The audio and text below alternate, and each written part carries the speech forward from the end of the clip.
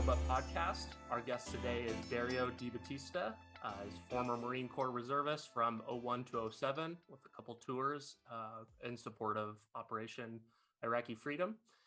Dario currently works in academia, a nonprofit veterans writing project, and is a writer and editor while working through his doctoral program.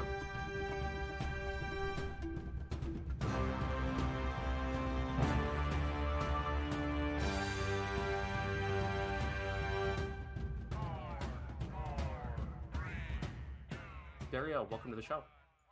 Thanks for having me, gentlemen. Of course, man. Happy to have you. Very good. Do you want to give us a little start out with how you got here? Why'd you join? Tell us a little bit about your time in and what brings you here today. Yeah, thanks. Sure. So it's kind of a pot smoking hippie kid, just kind of looking for direction in my life. Everybody just tuned in. Yep. Yeah. Everybody's ears just perked up. I kind of always wanted to join the military. I don't know if it was the backdrop of playing with Army plastic men during the Persian Gulf War. I really like the bazooka guy. You know, there was no there's no the sand crawling guy. It's like, oh, I got to do that in real life. But I was really undisciplined. I mean, I had a 1.88 GPA to graduate high school. My guidance counselor said it was the lowest she's ever seen of somebody successfully graduate. And I was like, okay, cool. So I was interested in the services. I wasn't really particularly interested in Navy or Air Force just because I didn't know anything about them. And I didn't know necessarily that would mean you'd be on a boat or you'd be working with planes or whatever. I spoke with an Army recruiter and he was just really, there just wasn't a lot of passion between what he was doing. He showed up to my house and he had this laptop and he's like, oh, you played a trumpet, because I played the trumpet in high school. And he's like, do you want to be in the band? I'm like, I don't know, maybe. And he showed me this video and it's just a bunch of people in uniform playing trumpet. I was like, okay, cool. So like not really. No. Yeah. And you know, there's just other jobs. And I was just very nonplussed about it. At the same time, I met somebody who was in the National Guard here in Maryland. It goes on to this day. And he's like, I was in the National Guard. I just got back from Kosovo. I was there for like 2 years. I was like, wow, that kind of sucks. I actually don't really want to join the Army, I think. But I was going to do it. So a bunch of my friends had all been joining the Marine Corps. And I thought I'd do my due diligence. And I walked up to the Marine Corps recruiter. I was like, hey, man, you know, I'm kind of interested in the Marines. You know, if you got some time, maybe I'll ask a few questions of you.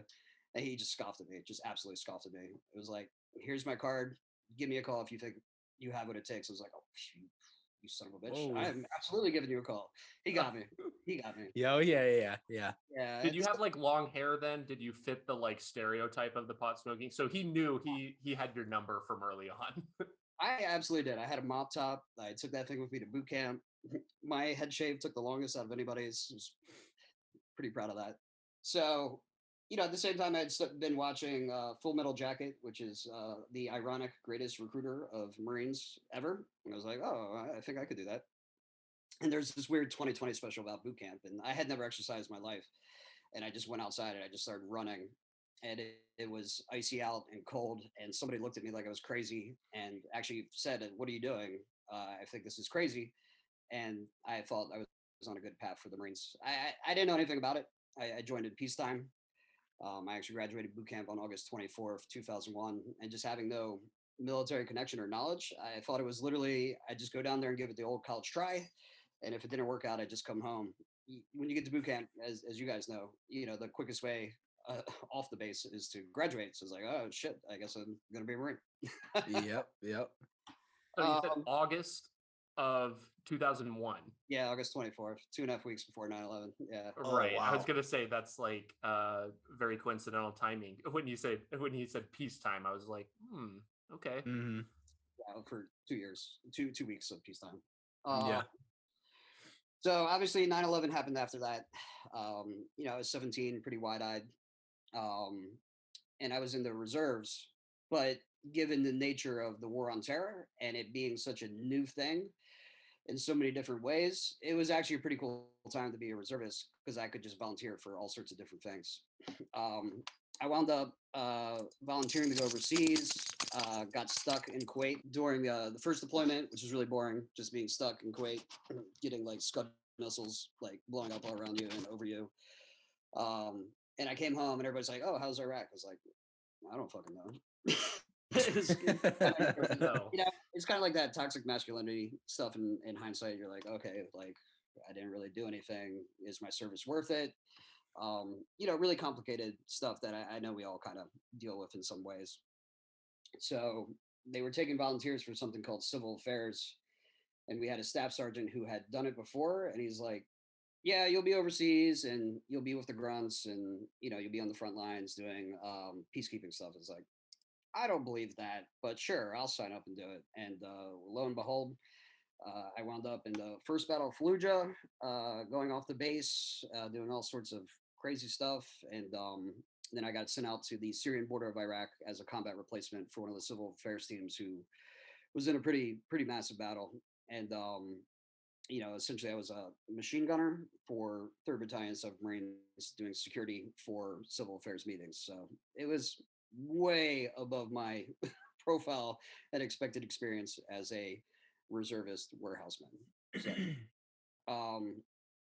that like a logistics, like MOS or civil affairs in the Marine Corps? No, you said a warehouseman. That's what I enlisted as, even though I never did warehousing.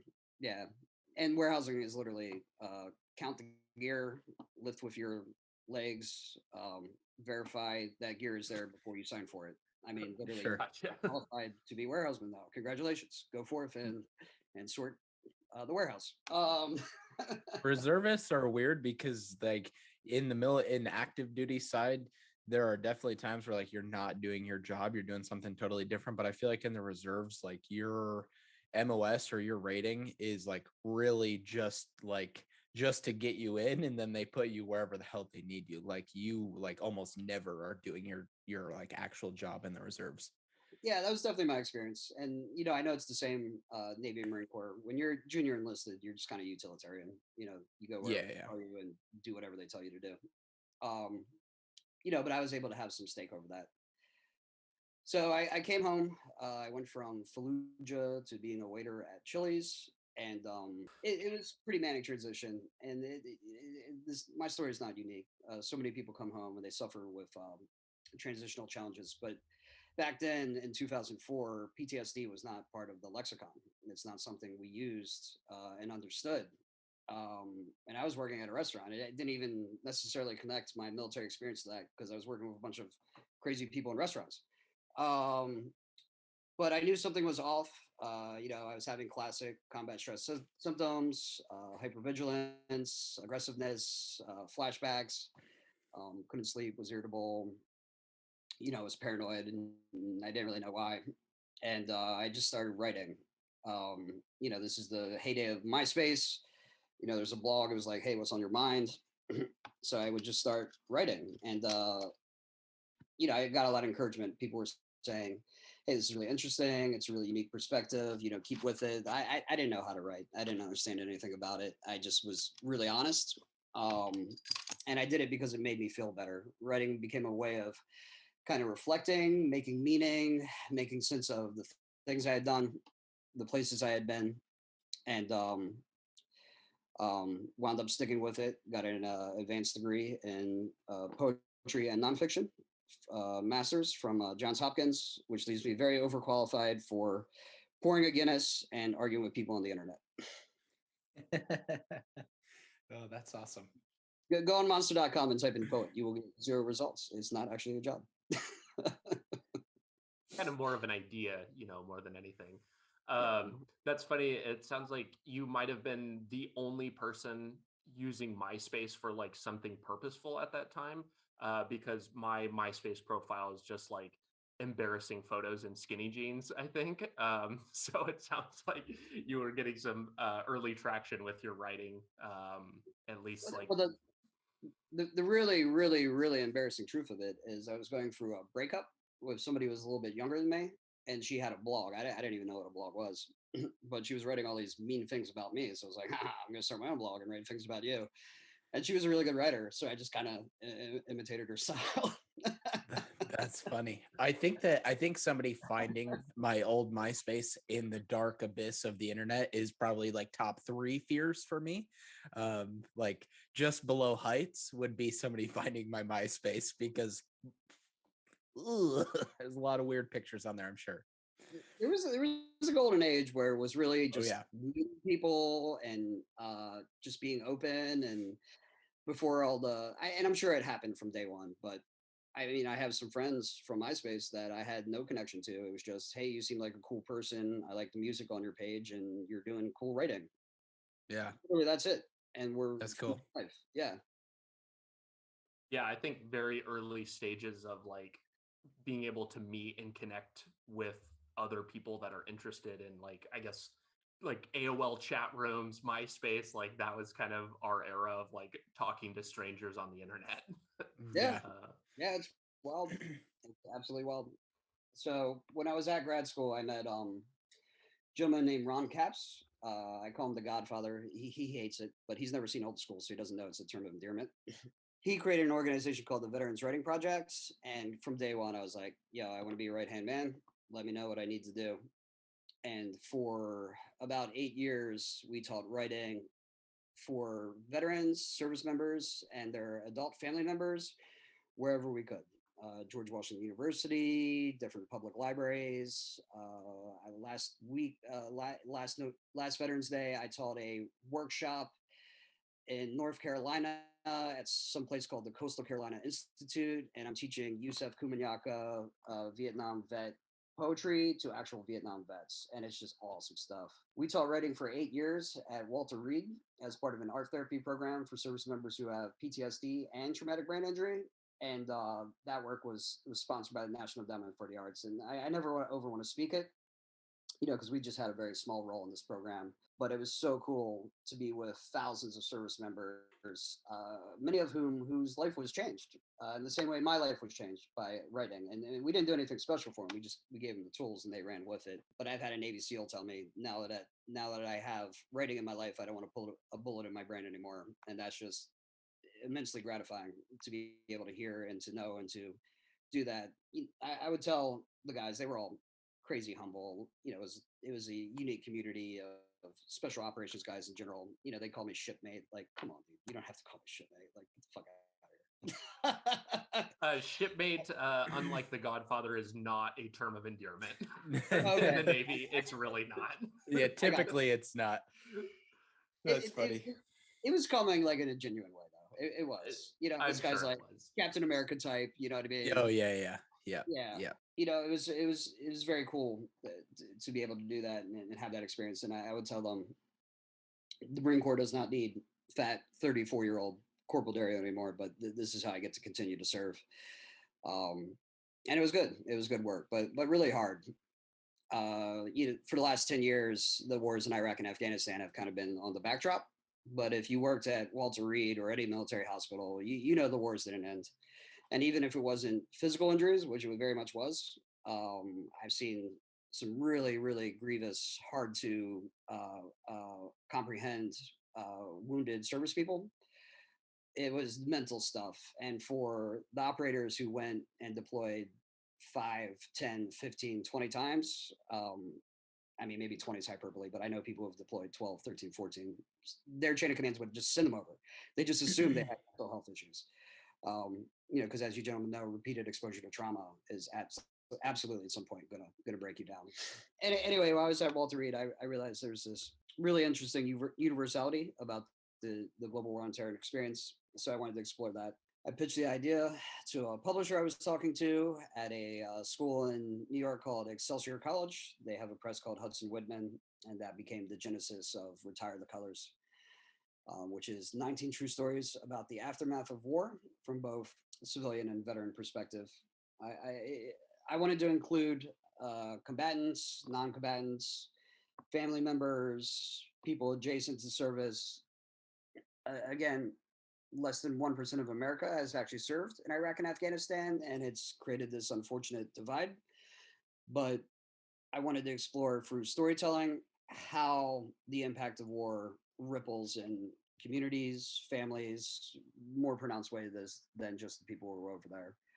So was very fortunate to be able to put that book together and had some really outstanding writers who contributed to me, and um, we were able to make it go.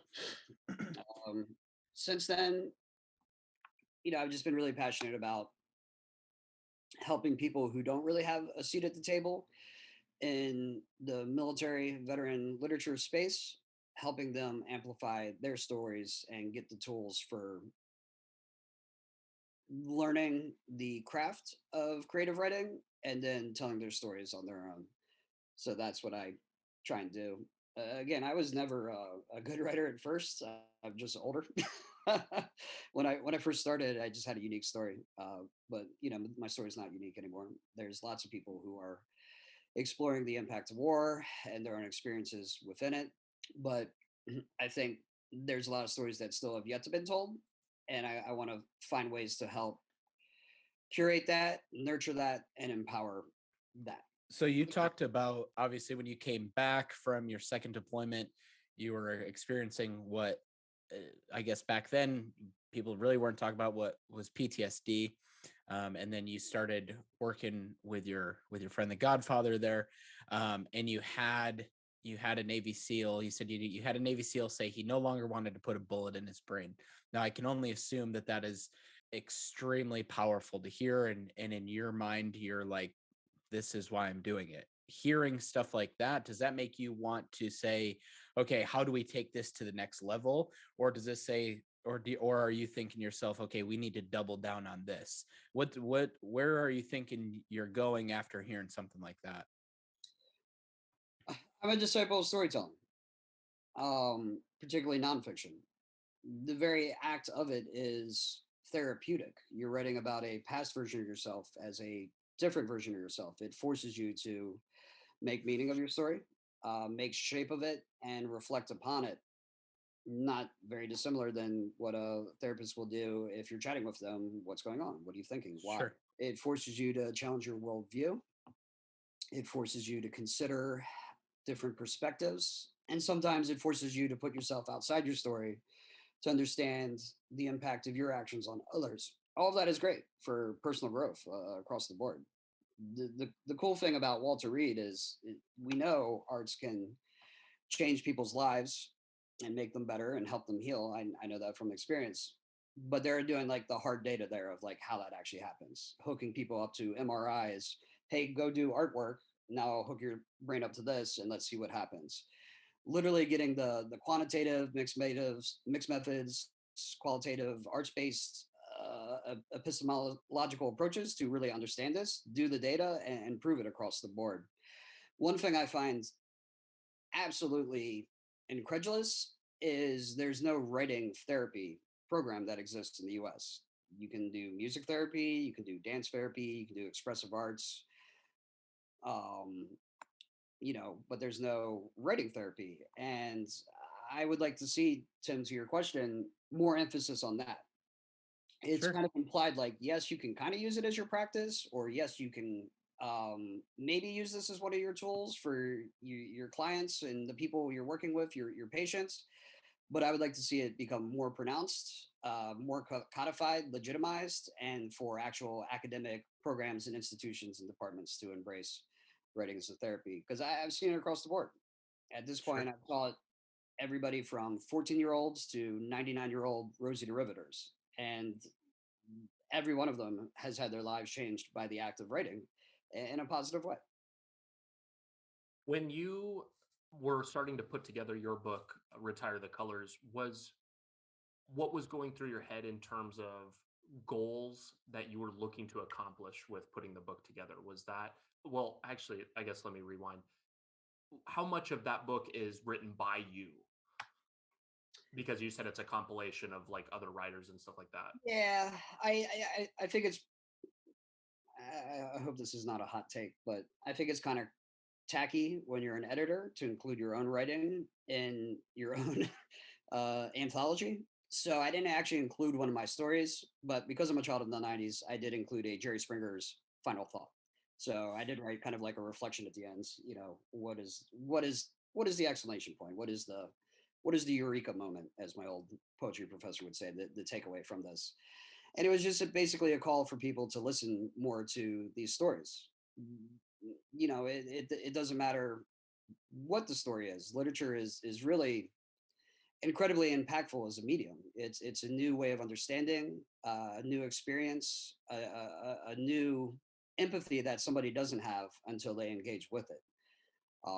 And I think we need to do more of this for veterans, other marginalized voices, all sorts of different communities who are dying for people to listen to, just try and understand their experiences, and never fully know, but just understand and care. So I guess maybe not so much with Retire the Colors, but other pieces of your own personal work, maybe in the early days, was the validation and the mental processing of like your experiences, was that something that you were seeking out from the beginning, or was that like a byproduct of something that kind of came from doing it? I started writing because I was fucked up, and I didn't know I was fucked up, but writing was a way of me kind of making sense of that and expressing that to others. We have such a cacophonous, cantankerous, conflicting culture when we all want the same thing. Every time you open your mouth, you're expressing a need or want. Otherwise, you would not open your mouth in the first point. I think there's something authentic in that, and something that should be appreciated about that, regardless of the medium or the presenter of it. I wanted people to know this is my experience. I wanted to know this is what I did. This is how it impacted me. Um, Not for special consideration or to get their sadness or compassion, to make them understand the impact of war. Because war to me is a democratic process. The military does not choose for it. The people we elect are the ones who make those decisions. So sometimes you have your trolls on the internet are like, ha ha ha, good job fighting for oil. It's like, all right, man, if you got a problem with what I did, just remember you hired me to do it. It's a really interesting way to look at it. I've never really heard it put that way. That's kind of a funny rebuttal too. Like Yeah, makes them feel like an idiot. Well, great that you got into college, guy. You know what I Yeah. mean? Yeah, exactly.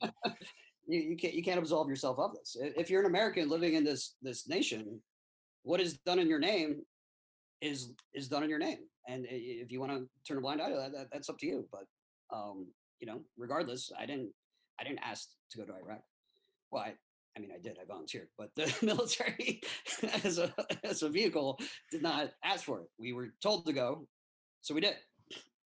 That's one thing that I think is really funny too, about how people talk about the military in general. Like, the people that are very anti-military will shit on our actions overseas all day long, but then you're like, oh, okay, so like, fuck you to all of the people, the 1% of people that are serving. Oh, well, no, I support the veterans, but just not that. It's like, well, aren't isn't that the same thing? Like, how can you? I don't think that you can separate those two. I found the last several months incredibly triggering, if I'm being honest with you. I still work with veterans. I'm an advocate. I'm in the veteran space. And when the 13 service members were killed in the suicide bombing during the evacuation from Afghanistan, my phone was blowing up. And it came from a good place, but it made me really upset because it's like, where the fuck you been? I've written about this. I publish about this. I share all the time military narratives of other people and not myself. We lost 13, and that is awful. But we lost thousands in Afghanistan, thousands in Iraq. That doesn't even include the tens of thousands of wounded, some incredibly grievous wounds. Talk about my experience in Walter Reed. There's a service member I saw who had a hand. He had a hand and a torso. That was his body. He would move with a joystick sitting on a table. Absolutely horrifying to me imagery. And I've heard stories about that service member, and he's positive, he's great, and that's awesome. But I'm angry for you. And that doesn't. So you're saying he was missing both legs and his other arm? Yeah. Wow. And he could literally only get by. He was like, it's a very sad image. He's torso on a table, moving a joystick to get around. And then the hundreds of thousands of mentally wounded, right? The VA estimates a prevalence rate of PTSD that's plus or minus 18%. All right, that seems low to me, but fine. If you take that number and do the math, that's the population of Atlanta. And imagine an entire city of people with PTSD that's affecting their lives, affecting their relationships, affecting their families. And what did we get out of it? I think it's a question that needs to be asked, and it's a question I want to ask other people. If you're telling me that you support the troops, but you don't have an opinion on Iraq or Afghanistan, you don't know what TBI means. Like, I'm dubious about your support. It's not an armchair thing to me. I think people can and should be engaged about the military and what they're doing on their behalf, as I've already said. So when you're talking about the past few months have been super triggering, and when those 13 were killed by the suicide bomber, you say like, where have you been? You mean like almost kind of like, well, now you care because it's big news, and you haven't cared the past 10 years. Is that kind of like where you're going with it? Yeah, that's where I'm at with that, Tim. Yeah. And the whole thing has, I'm not a partisan, but it has like Benghazi vibes to me, Oh, 100%. I couldn't agree more. Yeah. It's like, oh my God, 13 people died in this thing. And we can certainly, as reasonable people, debate the withdrawal, which I think certainly there's lots of fair criticisms of. There was a lot of things that did not go well. I never speak outside my role, guys. I was a corporal in the Marines. I did 2 years as junior enlisted. I stood behind a machine gun and had a very small role in a very small part of a very large war. Regardless, I'm a reasonable person who can read the news and follows people who are over there and commentating on it and sharing their opinions. And yes, the withdrawal was bad in a lot of ways. But again, it's the sense of, now I'm trying to take these deaths and use them for my own political agenda. And it's just upsetting to me. Gotcha. How have just going through this whole process, talking to probably hundreds, if not thousands of veterans over the last, I don't know, 10, 15 years since you've been out, how has your opinion changed about maybe how we operate overseas, like foreign domestic policy, how we handle stuff like at the VA with like mental health? How have those processes changed with you just from speaking with people? So I made peace with, this is obviously me speaking for Dario, comma veteran myself, the meaninglessness and purposelessness of my experience. Again, I don't want to elevate myself or woe is me or oversay my experience, but I was with infantry battalion that lost lots of people and had many injured. I go to Purple Heart ceremonies all the time. I go to memorial ceremonies all the time. The very first one I went to was for Corporal Dunham, a Marine who earned the Medal of Honor in Iraq, the first one since Vietnam. And I've lost friends. I've lost a lot of friends, people I cared with, people I served with. And it sucks to be like, okay, what was the point of that? What did we get out of it? The cool thing about storytelling and writing is you get to realize your role in the world, your place within it, and your own personal story, and you get to shape the meaning of it. And for me, I try to spin it positively. Like, yes, all that sucked, but I can take all the bad experiences, the lessons learned from them, and apply them to my everyday life, to be a veterans advocate, to be a better person, to be a better citizen. And that's what I try to do. But I can't help but think about, particularly in recent times, and America kind of failing the major stress test of the pandemic, how much we're not serving ourselves. And again, we spent trillions in Iraq and Afghanistan, and I live here in Baltimore City, and it's like, what if instead of trillions, we spent billions, small b, instead of 2 trillion in Iraq, 3 trillion in Afghanistan. I don't know what the exact numbers are, guys. It's trillions. It's credible amount spent. We spent 10 billion on West Baltimore, 25 billion in Chicago, 15 billion in Detroit, and we just invested in ourselves. We wouldn't have the same inequities. We wouldn't have the same democracy hanging by a thread. We'd be empowered, and we'd be strong, and we'd be unified if we hadn't gone on this foolhardy mission and adventure that was generations long. Generations long. As far as the VA goes, VA care is great if you can get it. And the VA is not an evil organization. It's just an overwhelmed organization. You have World War II, Korea, Vietnam, reaching end of life sort of cares, which are more cumbersome and burdensome on the system. They didn't approve 20 years of warfare for a brand new generation to endure injuries, and they're just glutted. I think probably in the next 10, 15 years, as the population of veterans sinks, VA healthcare is going to be a premium, and people are going to be jealous of veterans who have access to it. But that's not where we're at right now. That's how it is out here in Boise, Idaho. I think Boise, where I live, is like the #1 rated VA in the country. And I've lived out here for about 3 years now. I had to go there a handful of times, and it actually is rad. Like, it's super good service.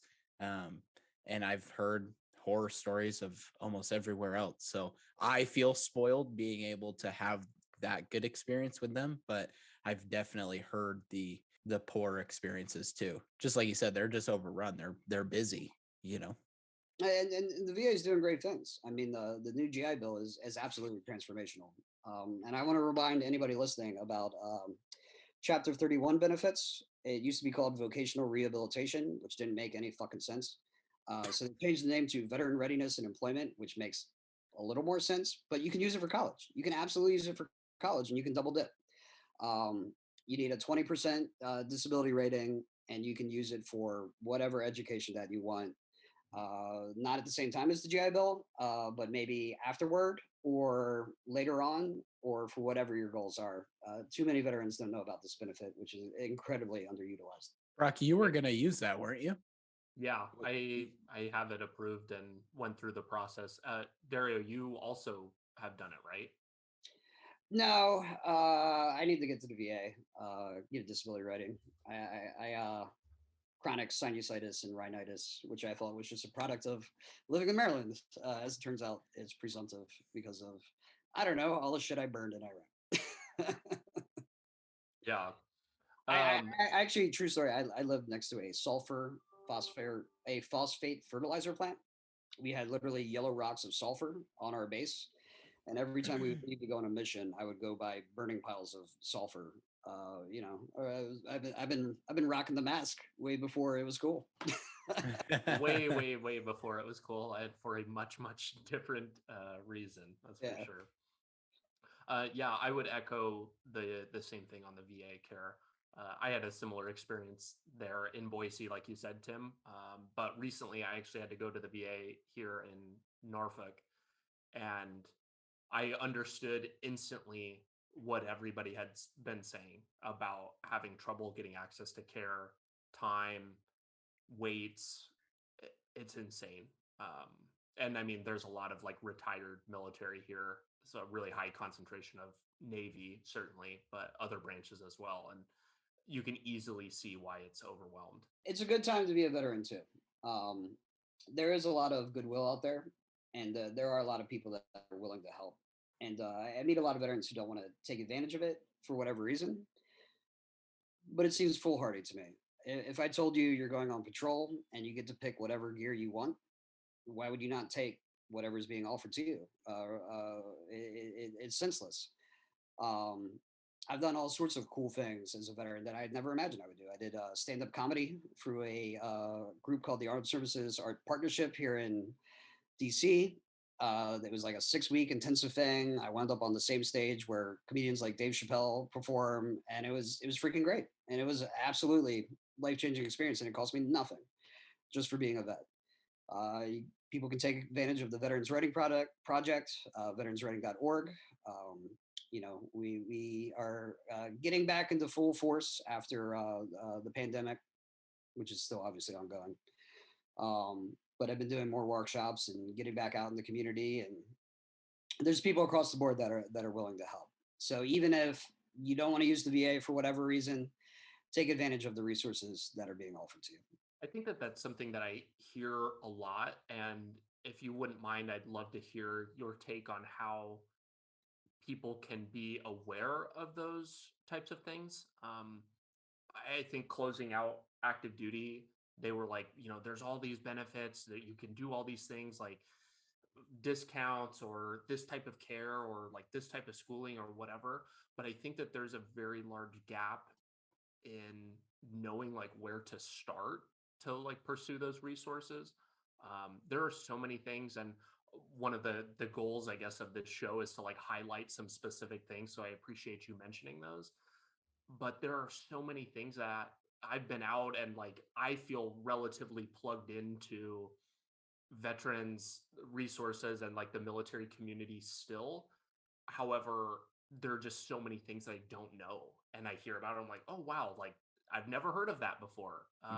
So I'd love to hear your take and thoughts about how people can approach that and like try to get plugged in with those types of resources.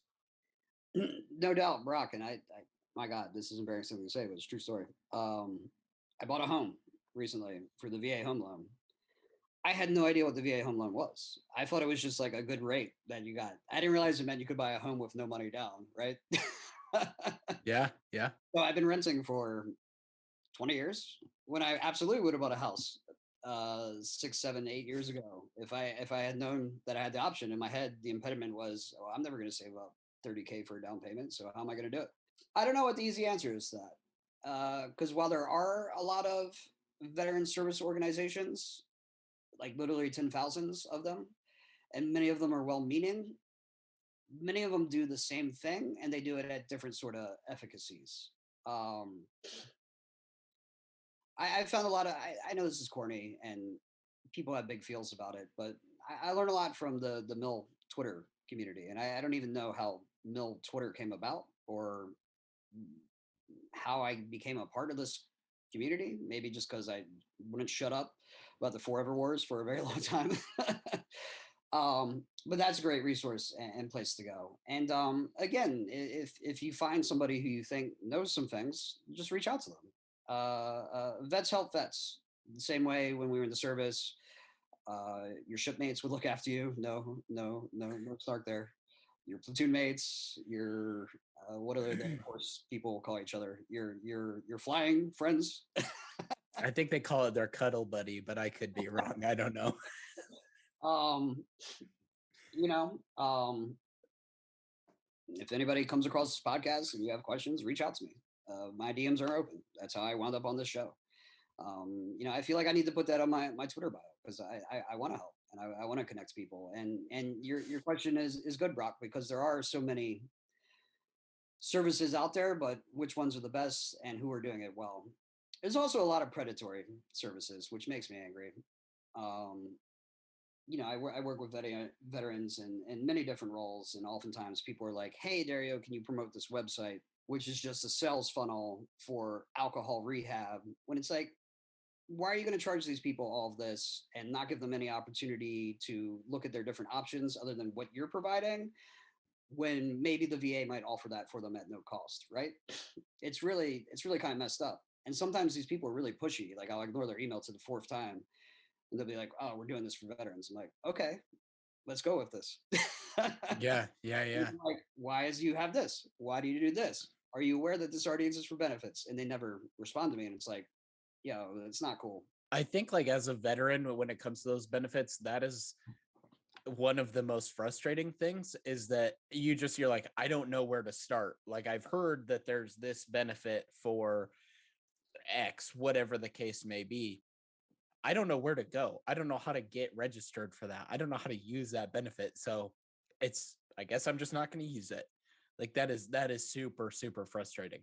I feel like there needs to be just like a central hub, like just one website where you can go and like, this is everything you can use as a veteran. Like, are you looking to go on a trip? Are you looking to buy glasses? Are you looking for blah, blah, blah, like whatever. They're just like everywhere and they're so hard to find and so hard to use. Well, and like you said, it's very, I don't know what the word is, but it's broken out. Like all of the resources and stuff are there if you know exactly the keywords to write in. And then you kind of need to go to some website that's like maybe doesn't even look military affiliated or the ones that do look military affiliated are trying to sell you a stupid t-shirt or something like that, and the information's just all over the place. And then God help you if you have to use the VA website. Oh my God, like you're never gonna find what you're looking for there. But yeah, it definitely is broken out and just kind of all over the place. And like you said, pointed out, Dario, talking to somebody that's done it, I think that is one of the more valuable things, is being able to hear from somebody like, oh, hey, this form says that you need to do this, but that's actually not right. And which is just an anecdote for the military, because it's the exact same way. Like, oh, hey, I'm trying to like put in this paperwork to go here, or like do some kind of weird extracurricular thing while you're in. You have to talk to somebody who's done it, because 9 times out of 10 you go to like put it up through the chain of command and say, hey, here's my request for this, and like here's the instruction or whatever it's called, and they're like, they've never seen it either. And so it's like there's this huge breakdown, and like nobody knows actually how to do that. We have instructions for everything, but somehow that still can't get us to the end result. Yeah, it's it's use a military analogy. It's kind of like you just kind of got to zero in. When I was getting out of the Marines, I reached out to a bunch of different services. One was a thing called Marine for Life, which is just a network of people who are Marines who have offered to be mentors, and that was absolutely life changing. But I wouldn't have known it until I tried, and I had tried other resources and benefits that were less than useful, and it's frustrating. I think the key here is just to learn to advocate for yourself, because it's not going to come to you necessarily. And I'm realizing this as somebody who just turned 38 too. So many of the conversations I have now, as I'm talking to people about money and retirement and health, and these are people a little bit older than me who are friends that I've had and maybe for a long time. And it's like, why are we just talking about this now? This probably would have been useful for me to know a long time. And I'm embracing these conversations because I'm learning all sorts of new things. And I think sometimes people, particularly men, stereotypical classical men, whatever, just maybe are kind of closed off and reticent. And it's like, no, we're all struggling. Things are hard. Be open about where you're at, what you're looking for, and what you need. Because life comes at you quick. And at some point, you don't want to be scratching your head about something you should have known 5, 10 years ago. Yeah. And I think that extends past just like looking for help and stuff with resources, but like you were saying, to kind of bring back in the writing thing, like working on your own mental health and like doing whatever you need to be doing to process your time in or whatever it may be, not waiting and pushing that off till later, because it's not helping to not deal with it. I will add this: if you want to be a writer and you are a veteran, you are overqualified to do it and do it well. Why do you think that is? Myriad reasons. Number one, all stories are about conflict. If you write a story about somebody who wins the lottery, like nobody gives a shit. You write a story about somebody who wins the lottery and now the mafia is after them. Okay, I'm interested in that story. I don't mean to say this lightly, because I know many service members have very, very significant conflicts. I mean, what's bigger stakes than life and death through war? But all of that can inform your material. Stories are about people. You understand people better than maybe most, just because of the nature of your military experience. You're being connected with people all over the world, from all corners of America, from all walks of life. And you have to figure out who they are and where they're best suited to be. When I'm a bartender and my co-bartender is having a pissy day, I just leave them alone. Like, it's fine. But if you're on a ship, or you're on patrol, or you're in the air getting ready to do a bombing mission, you need to know, like, hey, where's your head at? What's going on? Just knife hands. Every time I talk about military shit, I do knife hands. Get them out. Just let them fly. Who is the point man and why? Who do you give the machine gun to and why? Who is the radio guy and why? And also, what's going on in their life that may affect them and take them off this focus? You uniquely understand leadership, which is motivating people to a joint task, joint purpose, joint mission. Then there's also the aspect of writing is a very lonely game. You're going to spend a lot of time with yourself on a computer, with a notepad, whatever your medium is, with no necessary, not, not necessarily any sense of reward, satisfaction, return. Use that discipline that you have, lean into it to do it. Figure out what that regimen is. You can train your brain the same way you can train yourself for a physical fitness regimen. Like I said, I taught writing at Walter Reed for 8 years, and we did that every Wednesday at 3. And wouldn't you know it, at 3 o'clock, when we would teach this writing workshop session, and then we would have everybody write, I would write with them, and my brain would just become creative. It just got used to being creative at that exact pocket of time, in that exact moment, in that exact space. The same way that if I had ran every Monday at 6 in the morning for months and then I stopped doing it, you get that itch. Like, what's going on? Something's not right here. And I think the nature of military experiences and how we're oriented is you can kind of get to what's really going on quicker, right? When you go into a room, like, okay, what's really going on? Some writers might spend a lot of time talking about the trees outside the house. They'll talk about the gentle blades of grass with the wind going through. It's all fluff. Just get to the fucking story. What's going on, man? But I've seen it. I've seen it across the board. I've seen so many veterans who have sat down to apply to the craft and learn and have instrumentally, exponentially become really good at it much quicker than people I've seen without that experience. And, I'm not veterans are special, whatever, just the unique experiences you have definitely inform this particular skill. So let me ask you this. Let's say you're giving 10 years ago, Dario experience, however long ago you started writing, and you want to get into writing and you want people to be able to read your pieces. Where do you start? Like, how do you get going on that to get your material out there? What's the best route? What's the blueprint, if you will? Honestly, I would have done exactly what I did. Again, the key here is writing is a skill. If I gave you a basketball and I had you shoot free throws for an hour every day, within 6 months you'd be, I don't know, top 10% in the world at free throws. Sorry, I lost my 2 front teeth when I was younger, so I have problems with the TH sound. Anyway, okay. I swear to you, if you write for 30 minutes a day, every day, 5 years from now, you're going to be a really damn good writer. So I took what I call the rock star approach. I started a blog. I just put it out there for the world. I didn't care that it was like, early days, Modest Mouse, grunge, nasty, didn't really make sense. It was probably pretty weird. I just did it and I committed to it, and I would get out there. I would do readings anywhere and wherever I could be. Any writing community I could find that would volunteer, I would participate. I started writing for blogs that became opportunities to be features, which, then led to getting in touch with publishers and agents. It doesn't really happen unless you put yourself out there.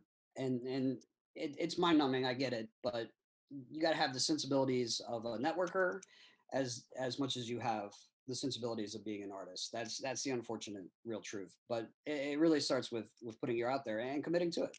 I wrote over 700 MySpace blogs. I transferred that to another blog that became 100, which eventually became an opportunity to write for a Washington Post blog, which I wowed because I had spent so much time on the craft and training and learning it. And then because of my connection with that Washington Post blog, they asked me to write about Bin Laden's killing 2 years later.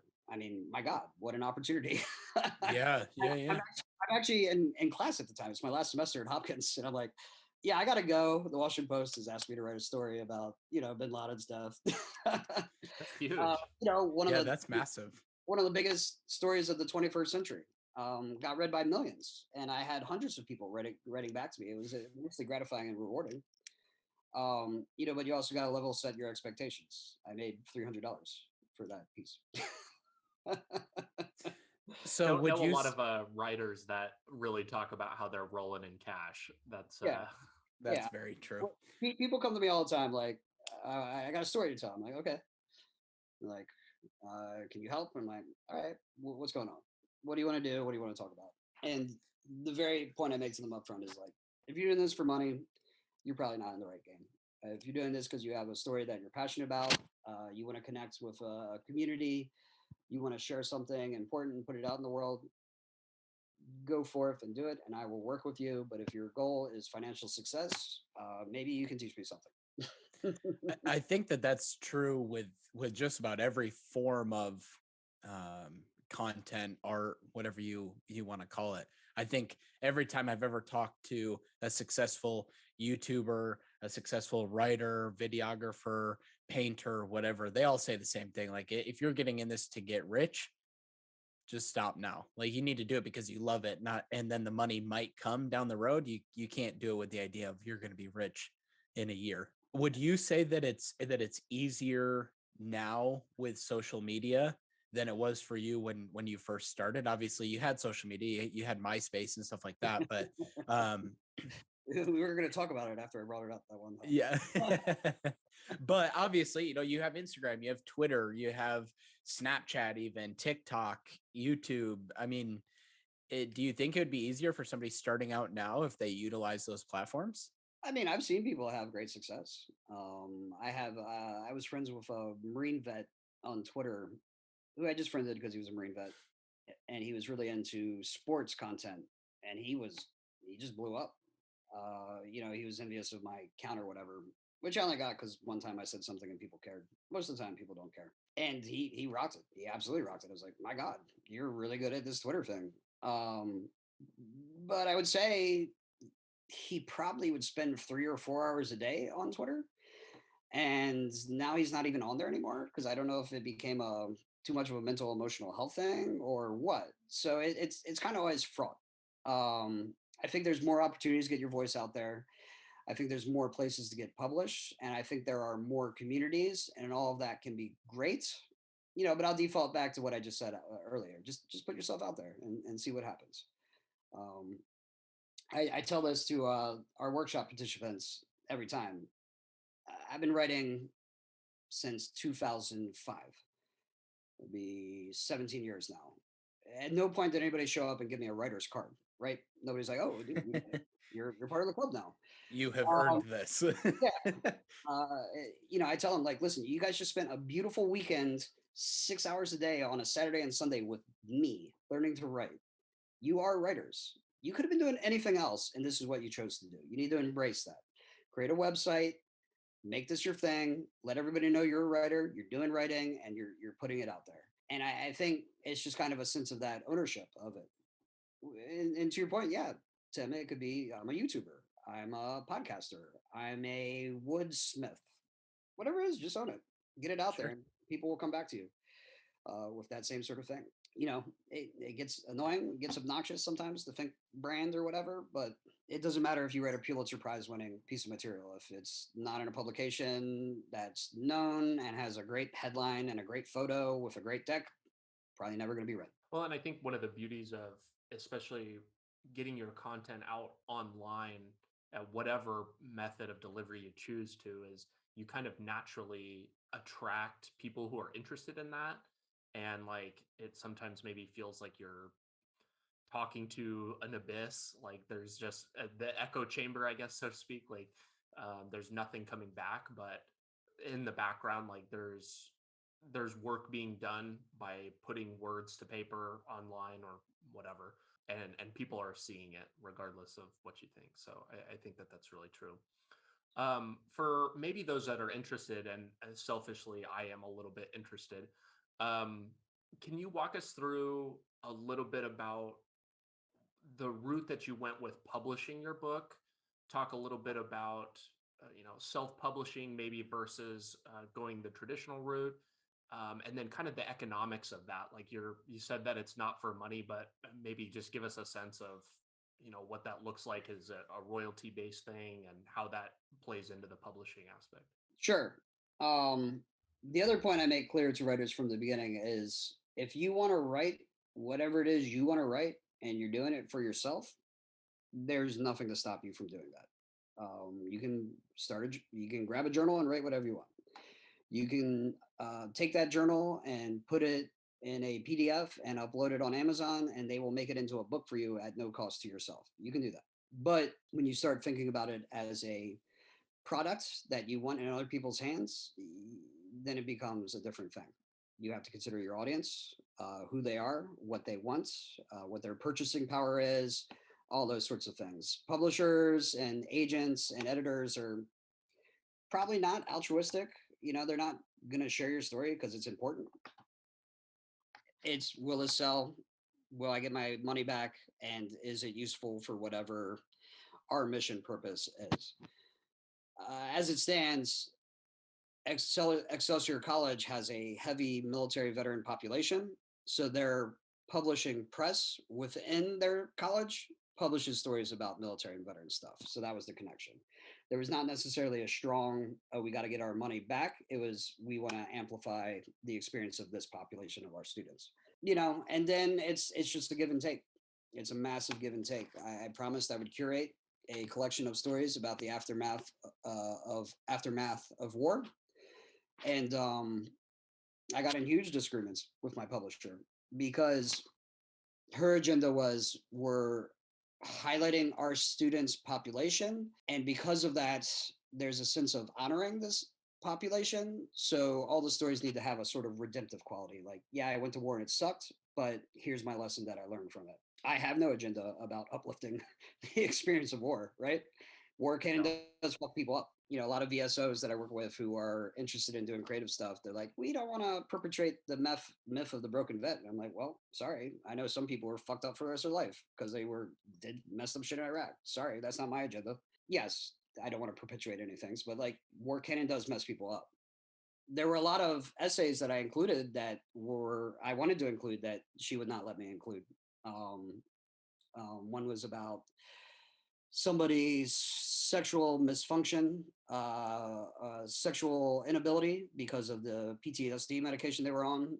Another person wrote kind of a day in the life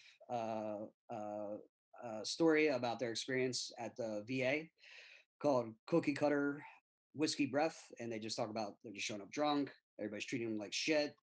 They're asking very casually, do you want to kill yourself or somebody else, just in a perfunctory way, not actually genuinely caring about them. And I thought that was like a really powerful, true, authentic narrative, but it didn't have any redemptive quality. So it wasn't there. There was a moment where she was willing to walk away from it, but I was able to get some friends, do some favors for me, get some big name military vet people who did have positive things to say. So we were able to salvage it, but it took a long time. It took probably about 3.5 years to get that book out. And as part of this, you got to figure out what your values are. I don't have a lot of firm values, but I believe very much in paying people for their time. So I'm very proud that we were able to pay the writers something. Again, this was not groundbreaking money, but it was an investment on a really nice laptop, or it was a really nice dinner with your significant other. Just the sense of getting it out there. And the other thing about doing your work today is, again, the promotion, marketing part that you're going to have to do on your own. Honestly, even with a major press, you're going to have to get out there. You're going to have to represent. Book signings don't happen on their own. Opportunities to speak to media don't happen on their own. You just got to kind of be shameless and reach out to people like, hey, listen, Iraq and Afghanistan Veterans of America, here's my book about Iraq and Afghanistan. Perhaps you would like to read it and interview me, which did happen. And just being shameless about it. I have, some writers are good at it, some are not. Some people have a viral story that went crazy and they have a huge Twitter following, and whatever they publish, people write. It's kind of hit or miss. But again, it starts with, number one, knowing what you're doing. Number two, the actual writing part. Number two, having a good story. Send it to people who you trust, who will be merciless to you about it. I'm really into Stephen King's sense of ideal reader. The one person in your life you're like, this is a cool person. And anytime I'm talking about movies with this person, I really agree with them and we really gel. Send them your story. It doesn't matter if they have a MFA or not. They'll be honest with you. Like, I didn't really like it for this reason. They might not be like, the narrative arc of this character goes off kilter here for this reason, but they can articulate something that you can use. I get a lot of like, how did you make that happen? How did you make that happen? I have failed a lot for a very long time. I have been rejected hundreds of times. I still get rejected today. It's putting it out there. It's being tenacious. It's being humble, and willing to take advantage of the goodwill of others. Everybody will give you a chance. They will, but they're only going to give you one. So you want to make sure when you have that time, you have as well polished a product as possible to present to them. I think that that's right. Well, and kind of to loop in something that we were talking about earlier with writing online, there's something that kind of validates you, I think, that shows that you're serious about it when you approach people for like, hey, I'd like you to interview me. Like that's a big ask. You're asking, hey, I need you to take care and like take time out of your day to do something for me. And I've felt that with this podcast too. It's like reaching out to other veterans to like come on and like talk about what they're doing and try to say like, hey, this is helping other people, a chance to like highlight what you're doing or whatever. But having something publicly available that people can reference and they can be like, oh, they're not just making this up. You kind of create your own resume online with whatever whether you're writing, you're making videos or whatever. I really do think the secret is good people are good people. And there are lots of good people. And most people in every profession who were not born with a silver spoon, they worked hard to get where they were at. And a lot of that was people doing them favors. So they're happy to repay it. One of my, somebody who helped me out a lot when I first started is Kelly Kennedy. She's the managing editor of warhorse.org, which does really great stuff. It's like ProPublica for military veteran community. She just won like a credible award. She's the best. I didn't know her from anybody. I just came across her and her works, and I was interested in maybe deploying as a combat correspondent, and I knew she had done that, and she gave me all the time in the world. I sat with her for an hour at a coffee shop, and it was just a transformational discussion with somebody who had true insider knowledge, and it was cool. People are willing to do that, but again, back to values. Mine is don't take something for nothing. In the time since then, I've been able to welcome Kelly to speak to my college classes or college students I'm working with, and we've been able to pair, right? It's like, okay, great, thanks, really cool. But here's money for you for your time, and it's cool. It's really cool to be able to do that. And she never looked for that, and she never wanted that back. And she would never expect it. But I wanted her to know it was really cool what you did for me. I'm going to do whatever I can in a small way to give it back to you. And I want you to know that I'm doing it for others, and that's why I'm so happy to do things like this. I never want to be in a place where it's like, no, I'm too bothered by this. I'm incredibly flattered to be here, and I'm incredibly flattered to speak. And, people are like, how did you do this? How did you do that? How did you get verified? I don't fucking know, man. It just all it just all just happened. I'm like, what? You don't have emojis too? Yeah. Yeah, I was gonna say this guy's got a blue check mark. He's probably gonna push me to the to his PR person or whatever to schedule something. It's never gonna be me. It's never who I am, and that's why I'm gonna be relatively obscure for my entire life. But that's fine, because my bottom line with military veteran writing is sharing important stories, getting them out to the world, and now, like I said, helping uplift others. And I hope people are listening to this and have questions and want to come to a veterans writing workshop or have questions about MFAs or have questions about publishing. I can't give all of my time. I'm a doctoral student as well, work full time, do a million things, bartend, whatever. But I'm happy to point you in the right place or make the connection or answer those questions. So please don't hesitate to reach out to me. DMs are open.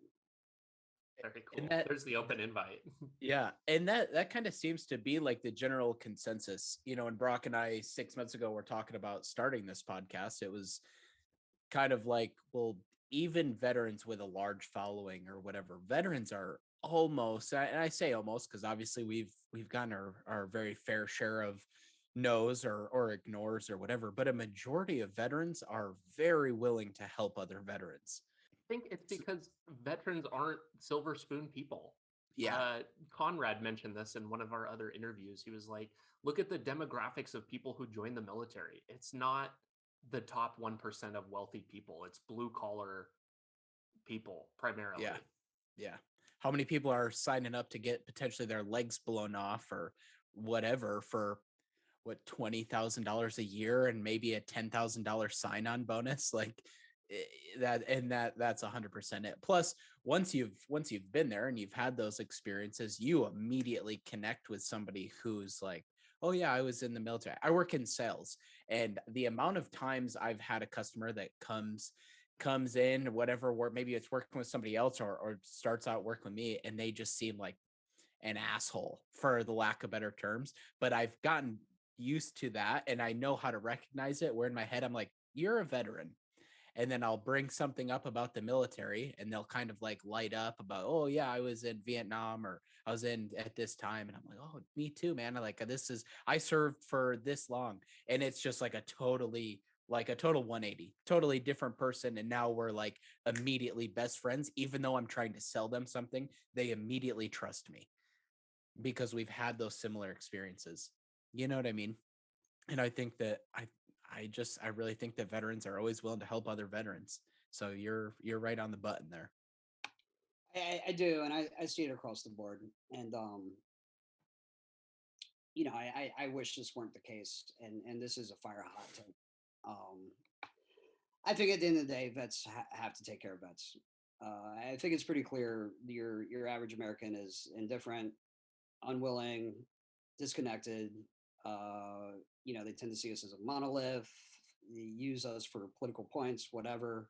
I really do think it's kind of up to us to take care of each other and very soberly and honestly embrace that. What can I do for you?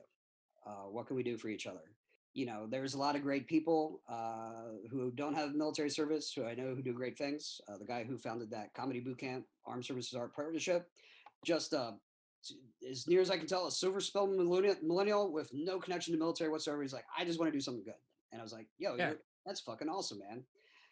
My friend Melissa, who teaches at Walter Reed, and you can watch her TED Talk about the art therapy she does there, Melissa Walker. It's awesome. She just was interested in the community and did it. But 95% of the time, it's I'm a veteran, I served, I get it. Or my dad was a veteran, or my sister served, or whatever, and that creates the connection. And it's fine. It is what it is.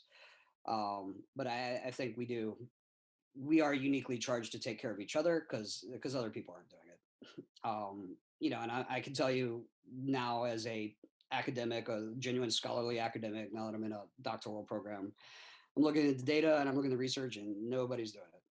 Nobody's doing it. We don't even know the question to the answers because academic research is generative. You can't jump ahead and be like, okay, what about Gen Z vets and their issues? It's like we haven't even figured out Vietnam yet. Like your average veteran in college today. We haven't even Right. figured out your average veteran in the workplace today. Whatever it is, we don't have the data. It's because nobody's doing it. I know we're kind of coming up to the end of our time here, and I would like to kind of dive into this just to give the listeners who maybe do potentially want to turn writing into a career or whatever. What, with your book, what does the financial aspect of that look like? Just like Brock was saying, is it a royalty? Is it a paid per unit kind of thing? And what does that money kind of look like, if you don't mind going into it? I know that's kind of a personal question, but what does the money look like, and how does it work? It's fine. So this was a small academic press. I made $2,500 for the final manuscript, and I made $2,500 at the completion of the project. Each writer, I think, was paid $250, which I was cool with. And for every 5,000 in sales, I think I would have made another 1,000, but I don't think we got there. Is that 5,000 units or $5,000 gross profit or revenue? 5,000 units. Yeah. Okay. Yeah. Gotcha. It's to my point. At the end of the day, it's unfortunately something people are just not interested in. You back to the blue check thing. I had this book come out, and I made a tweet about the Muslim ban, which is a picture of me and a little Iraqi girl. And I said, no longer welcome in my country. So why was I sent to hers? It went viral, went everywhere. I was interviewed by many different countries. There was a Now list made about it that got 1 million views. There was celebrities, Patton Oswalt, Misha Collins, all these people retweeting it.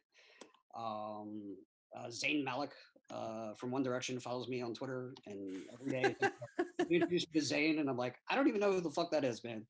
I'd be telling everybody. I'd be like, "Hey, I'm Tim, dude from One Direction follows me."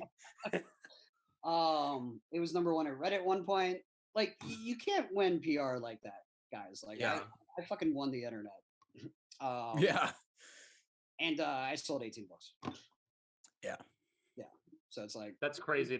There's such a disconnect there, like Yeah. within reach and like what actual. it's like I care about the story and I care about the topic, and it's timely and it speaks to my political sensibilities, even though I don't think I was making a political statement. I was just speaking about the inanity of sending people overseas for other people's freedom, to not allow them get freedom in any way they choose afterwards, regardless. But that is what it is. And I've tried so hard to make people care. And I think some do, and I think some get it, and I think people are willing to listen, they're willing to understand. But I think vets need to stand up and understand that not enough people are. So we have to take care of each other, and we have to become the experts of our own experience to support one another. As far as the writing as a business, the best advice I have for you is figure out your niche, whatever it is, and just be humble. If somebody gives you an opportunity to work a beat, it doesn't matter what the beat is, do it. Even if it's for a tiny ass local county paper, do it. I've seen people rise from the Carroll County Times, Ravens football team reporter to ESPN. It can and does happen. Be willing to be a fact checker, volunteer for literary journals. They all need readers. They all need editors. You can build up your cachet and connections with those. There are plenty of jobs in writing and publishing, copy editing, editorial, layout design. Learn all of it across the board. But understand, at the end of the day, you're either going to make money for your brands or for your expertise in teaching writing. I haven't made a lot of money in my actual physical writing as far as what I get paid for publications, but I've been paid a lot to teach writing. And I've been able to make a career out of, I'm a vet guy who understands vets, and I'm a quote unquote subject matter expert. I think a lot of people have that experience where what they write about becomes the platform which gives them the opportunity to make a living. It's not like that's just the gateway into whatever the next step is. Yeah. I got you. If you really peel it back, guys, a lot of your favorite writers have like really wealthy significant others. They have trust funds. It's not a secret, right? Who can become the beat journalist at the Baltimore Sun making $28,000 a year? Somebody whose parents are paying their rent. Yeah. It sucks. Moral of this story is marry a sugar mama. Oh yeah, I'm all about it. DMs open for that as well. Yeah. We'll be sure to include the link in the show notes for you. My wife listens to the show, so my DMs are closed. Okay, so you basically laid out a really strong thesis as to why somebody should not be a writer, in terms of the monetary aspect. It's obviously not easy. Like, you have to wade through a lot of things if you want to work with a publisher. You're fighting for your needs versus other people's needs, all these things. Let's say that somebody listening is through all that, they don't care. And I'm imagining this would be something that you would start out with one of your workshops in. What is a prompt, or maybe something that you would say at the beginning of a workshop to get people who have never put pen to paper? How do they start? What's the first thing that they should think about when they pick up the pen? Why do you want to be a writer? That has to be where it starts. Figure out what the end goal is before. Yeah. And you don't have to know that to start, but it should be an impulse behind every word you put on the page. What are you doing this for? And for why? You don't have to know what your story is. You don't have to know what your brand is. You don't even necessarily need to know what you're going to write about, but you should be considering why you're writing it, why you're doing it. I think that goes to so much more than just writing. figure out what the end goal is, and then consider how the actions that you take every day or every week support that end goal. But I want to tell you, Brock, I'm not discouraging anybody. If you're a veteran and you have a story, I want you to tell it. Because even if it only impacts 5 people or 50 or 5,000, or God bless you, you get in front of 5 million voices, I want that bridge to be knocked down. And I want people to understand us as an identity group more, and understand their role in our lives. I think that's good and powerful. My limited experience writing and my limited time connecting with veteran writers has shown me that this is like, it's a powerful network, and I haven't gotten tired of reading other people's experiences, even though they're different than mine, different viewpoints. It feels good to be supporting and, like, I don't know, establishing that kind of that network there, and like you said, taking care of each other. To kind of wrap up here, Tim, I guess, do you have anything else? No, I think I'm good. Dario, I appreciate it, man. This was really awesome. I appreciate you kind of going into all the detail on your history, and if you want to be a writer, how to do it and where to start. And that's good. You've been awesome, man. Thank you so much. Thanks, Tim. Thanks, Brock. Please connect anybody with me. If they have any questions, let me know how I can support you guys. Happy to share and blast this out and promote you guys as much as I can. Awesome.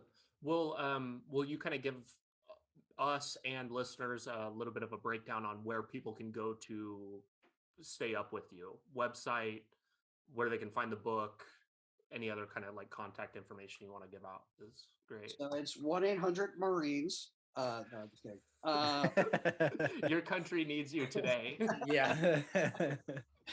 At Dario DiBattista for Twitter, and my website is dariodibattista.com, and you can find everything about me on those. Perfect. This has been awesome, Dario. Thank you so much for your time. We really appreciate it. Yeah. Peace. Thanks so much for tuning in today.